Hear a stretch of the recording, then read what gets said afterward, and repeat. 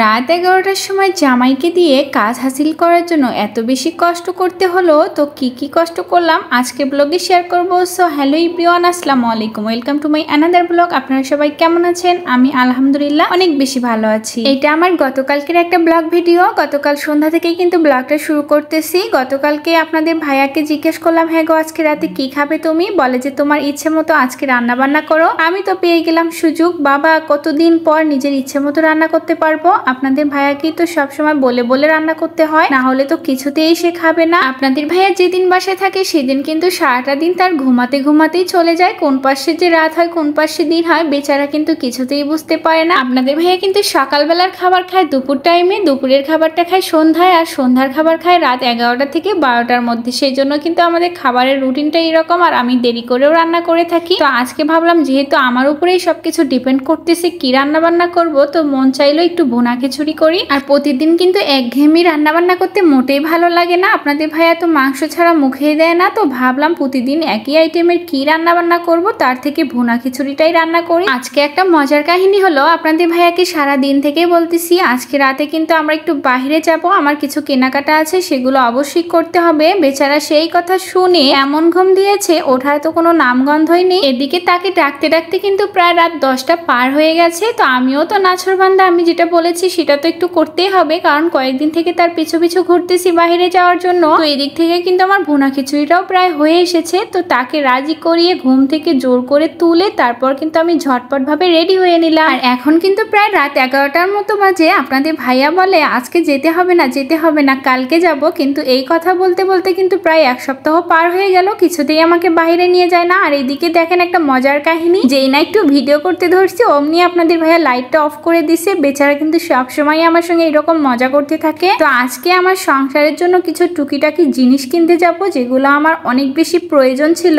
আর এই যে এই জায়গাটায় আসলে কিন্তু মেয়ে মানুষের মাথা ঠিক থাকে না, মনে হয় সবকিছু একদম ব্যাগ ভর্তি করে বাসায় নিয়ে যায়। কিন্তু তাই বললে কি আর চলে? আমাদের কি আর অত সাধ্য আছে যে সবকিছু একদম কিনে নিয়ে যেতে পারবো? আমার তো এখানে আসলে সবকিছুই কিনতে মন চায়। আমার মনে হয় সব আপুদেরই কিন্তু এমনটা হয়। প্রথমে কিন্তু আমি 99 মার্কেটে গেছিলাম, ওখান থেকে কিছু জিনিস কিনেছি। তারপর এখানে বেস্ট বাই এসেছি। বেস্ট বাই ঢুকলে তো আমার মাথায় ঠিক থাকে না, মনে হয় সব কিছু নিয়ে যাব। আর এখানে আমার প্রয়োজনীয় কিন্তু কিছু কিছু জিনিস আমি কিনেছি। আপনাদের ভাইয়া সেটা পেমেন্ট করতেছে, আর এই ফাঁকে আমি একটু ভিডিও করে নিলাম। আসলে অনেক রাতে গিয়েছি তো, আর সবটা হয়তো অফ করবে, যার কারণে আমি সুন্দর করে করে কিন্তু ভিডিও ক্লিপগুলো নিতে পাইনি। খুব তাড়াহুড়ো করে খালি কোনো রকমে কিন্তু ভিডিওগুলো করেছি। যেহেতু আপনাদের ভাইয়া পেমেন্ট করতেছে, সে কিন্তু 1 সেকেন্ডের জন্য এখানে দাঁড়াবে না। আপনাদের ভাইয়ের সঙ্গে বাইরে গেলে একটা জিনিসই আমার সমস্যা হয়, বেশি কিছু দেখতে দিতে চায় না। বলে যে যত দেখবা তত নিতে মন চাবে, সেজন্য যেটা সামনে পাবা ওইটাই কিনে নিয়ে যাবা। এখন ভালো হইলেও ওইটাই, না হইলেও ওইটাই। আর সব সময় বলবে তোমাকে বাহিরে নিয়ে গিয়ে আমার এত টাকা অপচয় হলো, অত টাকা অপচয় হলো, সব সময়ের জন্য বলবে। তো এখন আপনাদের দেখে আমি কি